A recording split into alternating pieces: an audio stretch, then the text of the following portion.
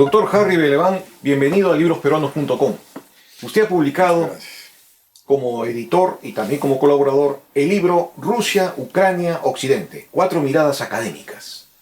Es un libro bastante interesante, sobre todo porque concentra un tema muy actual e intervienen personas del mundo diplomático que están al día en lo que se refiere a todos los movimientos del concierto internacional. ¿Cómo usted calificaría la línea central de este libro? Bueno, este libro nace de un coloquio, una mesa redonda en realidad, porque solo duró una jornada, que se me ocurrió organizar en el Instituto Raúl Porra Barnechea, el Centro de Investigaciones de la Universidad de San Marcos, que dirigía durante 10 años. Organicé ahí un coloquio a raíz, como digamos, recordando los exactamente 6 meses de la invasión rusa a Ucrania, que fue, como sabemos, el 24 de febrero del 2022. Y esto lo organicé el 24 de septiembre, en fin, 6 meses después del 2022. Y entonces invité a varios académicos, 3 de los cuales pudieron acompañarme, que son el doctor Mesarina, profesor de Derecho Internacional y un politólogo importante de la Universidad de San Marcos, el embajador Hugo Palma Valderrama, colega mío en el servicio exterior, en el servicio diplomático, ya él en retiro también, y el doctor Alejandro Deusto. Los 4 hicimos, había otros invitados, pero no voy a mencionar su nombre, no pudieron por diversas circunstancias. Entonces organizamos, participaron en esta reflexión sobre la guerra. Y de ahí surgió, por iniciativa de no sé muy bien quién, no sé si fue mi editor finalmente el que se le ocurrió, ¿por qué no compilamos todas estas intervenciones? Las organizamos como ensayos, ¿no es cierto? Ya que eran improvisadas en parte, las organizamos como ensayos y lo publicamos en un libro. Me pareció un buen texto. Yo pensé que fuera un poco más amplio que este opúsculo, ¿no es cierto? De 120 páginas o qué sé yo. Sacamos esto en diciembre, fue publicado. Ha tenido bastante acogida, la verdad. Bueno, el título creo yo que es sugerente porque es muy absolutamente directo. Rusia, Ucrania y Occidente, ¿no es cierto? Y bueno, es un conflicto que, aunque esté muy alejado de nosotros y de toda América Latina, la verdad, unos más, otros menos, por la dimensión de cada país. Brasil, por ejemplo, está ligeramente un poco más involucrado, pero está alejado de todos nosotros y por consecuencia del Perú, pero interesa sin embargo, ¿no? Porque es al fin y al cabo el conflicto más que se está convirtiendo en el conflicto paradigmático después del más grande de después de la Segunda Guerra Mundial, ¿no es cierto? Disculpe usted. De manera que fue así que nació, y yo como editor compilé todos los ensayos, las colaboraciones de estos 3 colaboradores, un par de ellos amigos de mucho tiempo, y lo publicamos en diciembre del año pasado. Estoy pensando en que se podría hacer algo para este septiembre y tal vez fijar eso como una fecha que se haga todos los años, ¿no es cierto? Aunque yo ya no estoy en el Instituto Porras, ¿no? Claro. Empecemos por el 4.º ensayo, que es justamente el suyo, Implicancias Internacionales. Este libro es del 2022 y de esa fecha a esta parte ha habido grandes cambios. Absolutamente. ¿Qué contribuciones o qué actualizaciones nos podría dar a usted sobre las implicancias internacionales que sufre este conflicto? Bueno, escribir sobre un conflicto armado es un poco, no sé cuál ejemplo usar un martes por la mañana, es un poco como escribir sobre alguna evolución, ¿no es cierto? ¿No? O escribir sobre el amor, es decir, puede cambiar en 5 minutos, ¿no? Y de hecho cambia. Esto ya tiene pues 6 meses, 8 meses, esto de haber sido publicado, pero yo creo que siguen algunas cosas vigentes. Centrémonos en lo que usted quiere, doctor, que es en mi ensayo, ya ni recuerdo el nombre del ensayo, usted lo acaba de decir. Allí por lo menos hay dos propuestas que yo creo que siguen vigentes, o dos reflexiones, digamos. Por un lado, el dar alguna salida estratégica, político-diplomática a Rusia para terminar este conflicto, y por otro, lo que esto significa, y lo sigo creyendo, para China, lo que significa este conflicto. Yo creo que tanto Occidente, dígase Estados Unidos y Europa Occidental, ¿no es cierto? Dígase la OTAN, así como China, han aprendido muchísimo en este conflicto sobre cómo se debe llevar a cabo y cómo no debe llevarse a cabo un conflicto en el siglo XXI. Yo creo que los errores que ha cometido Rusia y las vulnerabilidades que ha dejado traslucir en este conflicto que no termina, ¿no es cierto?, ha dejado muchas lecciones. Y yo, en cuanto a China, me refiero allí, es que yo creo que esto le sirve de lección a China para tarde o temprano llegar a anexar Taiwán, la República de Taiwán, ¿no es cierto?, que es parte de su territorio y que todos los países, unos más, unos menos, reconocen como que es una isla que forma parte de la China continental, de la República Popular China, ¿no? Claro, en su último párrafo, usted enfatiza mucho su preocupación por evitar una catástrofe nuclear planetaria, que hoy día se cierne mucho más amenazante que el año 2022. ¿Qué comentario podría hacer? Mucho más, sí. Yo creo que igual que en el año 2022, igual que en realidad que todo lo antes del conflicto ucranio. Yo digo ucranio en lugar de ucraniano. En las dos formas se puede hablar en nuestro idioma. Mucho antes del conflicto ucranio, un conflicto que por lo menos nace en el 2014, con la toma de Crimea por parte de Rusia. Ahí es donde nace la verdadera guerra de Rusia contra Ucrania. Se anexa unos territorios y luego declara unilateralmente la independencia de Donetsk y la otra República Popular, ¿no es cierto?, ya no me recuerdo el nombre, ¿no?, las dos repúblicas que son territorios ucranianos, ¿no? Bueno, este paréntesis para decir, yo creo que la amenaza nuclear está pendiente de hace muchísimos años, ¿no? Esto no hace sino precipitar, y ahí viene, yo creo, para engarzarlo con uno de los planteamientos que me permito hacer en mi ensayo, es que yo creo que sigo creyendo hasta ahora, aunque las posibilidades pasan día por día, minuto a minuto, la posibilidad de que esto sea factible, lo que voy a decir, que hay que darle lo que yo llamo en español, a falta de una expresión de politistas o politólogos que hayan encontrado hasta ahora ninguna expresión que equivalga a lo que en inglés se llama el face saving, el salve cara.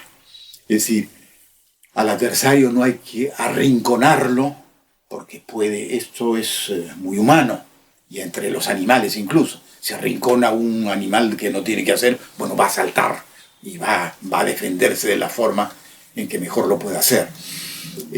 Yo creo que Occidente debiera darle una salida de algún punto, una salida, si se quiere, secreta, reservada, para que Rusia pueda salir de este enredo en el que se ha encontrado.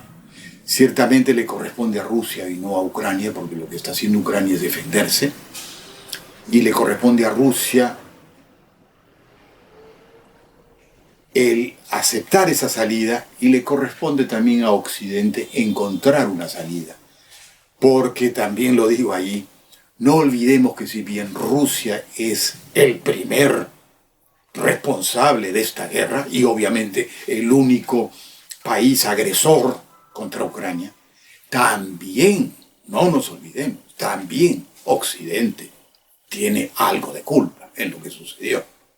La precipitación en los años 90 de atraer a todos los países que ya se habían independizado luego de la caída de la Unión Soviética, atraerlos a la OTAN e ingresarlos a la OTAN, cuando Occidente y el principal país dentro de la OTAN, Estados Unidos, había explícitamente ofrecido a la Rusia nueva, ¿no es cierto?, después de la caída, la exhumación de la Unión Soviética, le había ofrecido que no adherirían, que no traerían a la OTAN a países que habían formado la ex Unión Soviética, entre ellos Ucrania, que entre todos los países de las 15 repúblicas soviéticas era, y sigue siendo hasta el día de hoy, el país más cercano, la nación más cercana a la nación rusa.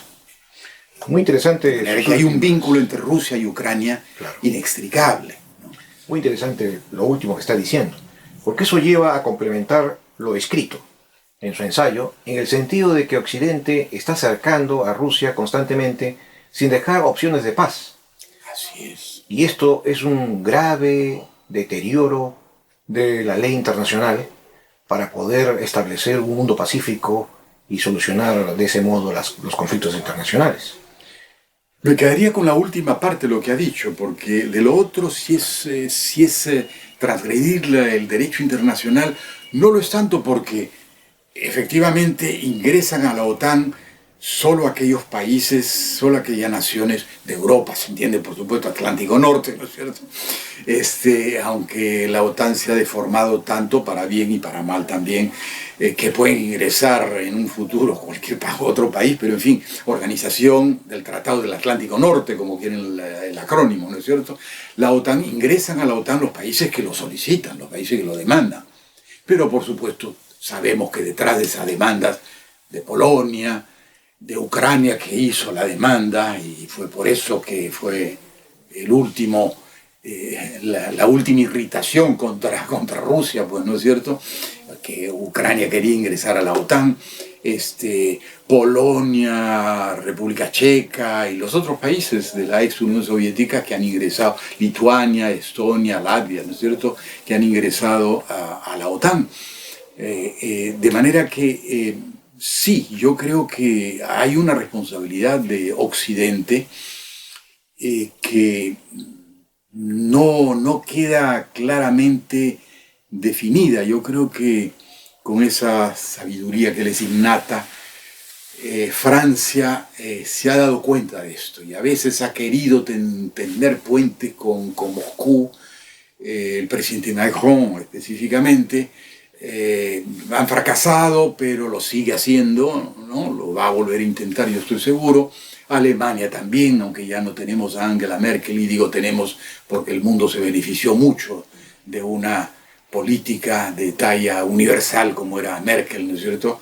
Pero aún así Alemania y algunos otros países que se van a dar cuenta que hay que dar una salida a este conflicto. Y más aún en estos momentos porque el conflicto está, como lo sabemos, en una situación de máxima tensión.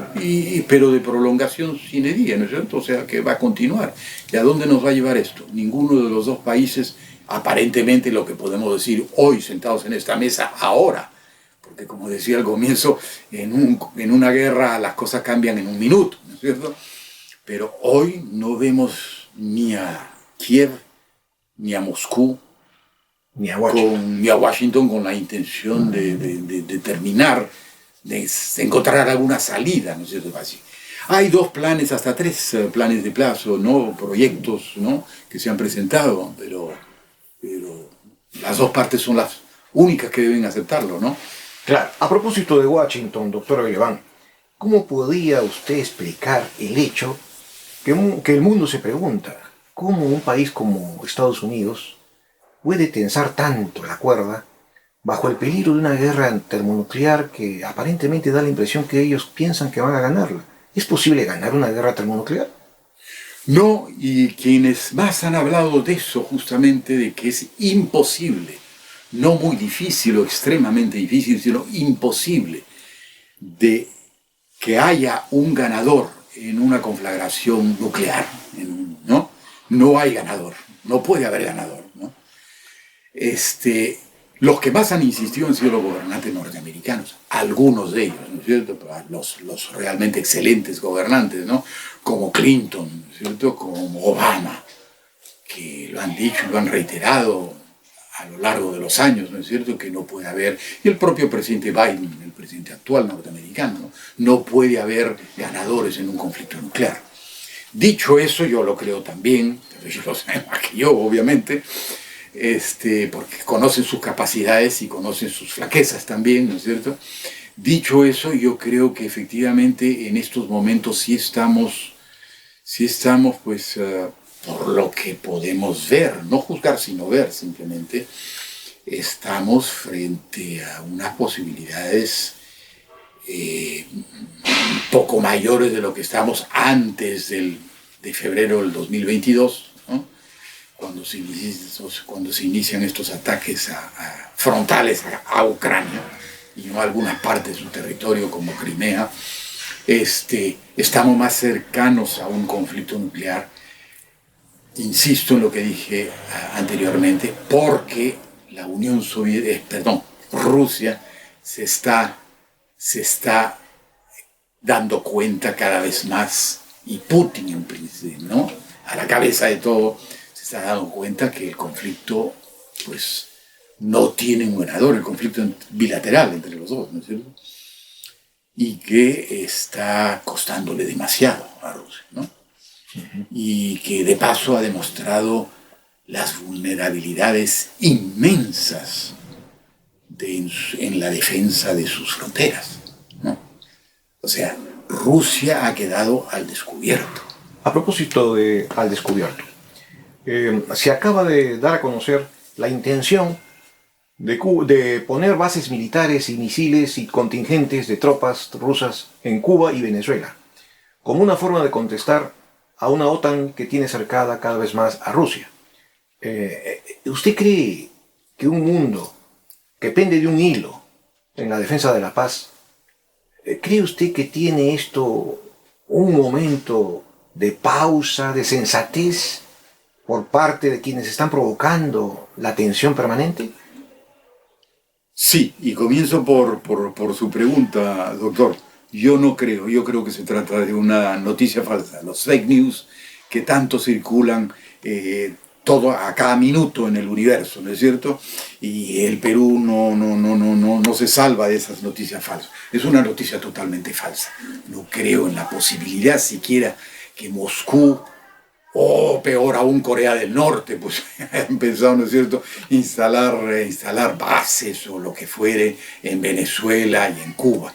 Y además creo en la sensatez, al menos del gobierno cubano, que ha demostrado a lo largo de su historia, nos guste o no nos guste, pero ha demostrado un profesionalismo en todo lo que, sobre todo en materia política internacional, ¿no? Claro. Una diplomacia muy, muy sólida como la diplomacia cubana. De ninguna manera Cuba se arriesgaría a aceptar bases extranjeras en su territorio, ¿no? A propósito del papel de América Latina como baluarte de la paz, ¿cómo consideraría usted la posibilidad de que armamento ruso en poder del Perú sea destinado para Ucrania? Ninguna posibilidad, no lo creo porque en primer lugar el armamento que tenemos, hasta donde yo sé, no soy un conocedor mayor de la seguridad de la seguridad del Perú y del grado de preparación de nuestras Fuerzas Armadas, pero yo no creo, por el lado peruano, yo no creo que podemos permitirnos eso. En segundo lugar, sería involucrarnos de manera mucho más directa y frontal en un conflicto en el que no hemos estado sino presentes en pronunciamientos como el de la Asamblea General. Fuimos uno de los 141 estados que votó la última resolución sobre este conflicto ruso-ucranio, solicitándole por 141 votos a favor, ¿no es cierto?, solicitándole a Rusia que termine de inmediato el conflicto y que libere los territorios que ha tomado, ¿no? Valga la pena un pie de página respecto a eso. Solamente 3 países latinoamericanos votaron se abstuvieron, votaron en abstención esa resolución que fue de septiembre-octubre del año pasado, esa resolución de la Asamblea General, solicitándole esto a Rusia, el retiro de todas sus tropas del territorio ucranio. Esos países fueron Cuba, Venezuela y Nicaragua. Y hubo sí un país que votó, fue Cuba, Nicaragua y Bolivia, la República Multinacional, o como se llame eso, ¿no? La República Multilateral, la multinacional de Bolivia, fueron los que votaron en abstención. Y el único que usó la figura, muy pocas veces usada, de ausente, o sea, no votó ni a favor, ni en contra, ni abstención, fue Venezuela. O sea, 4 países latinoamericanos, Cuba, Nicaragua, Venezuela y Bolivia, no votaron a favor de esta resolución.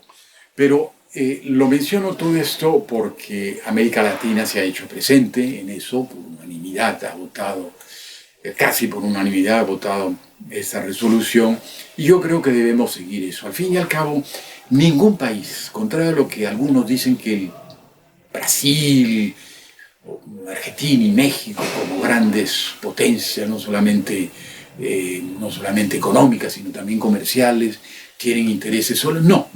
Las cifras nos demuestran que los intereses de los países de Hispanoamérica, tanto con Ucrania e incluso con Rusia, cosa que puede llamar la atención, porcentualmente no son grandes intereses, ni económicos, ni comerciales, ni de ninguna otra naturaleza. Ni con Rusia, ni con Ucrania. Ni el Brasil, ni México, ni la Argentina, por hablar de las 3 mayores potencias económicas del hemisferio hispanoamericano.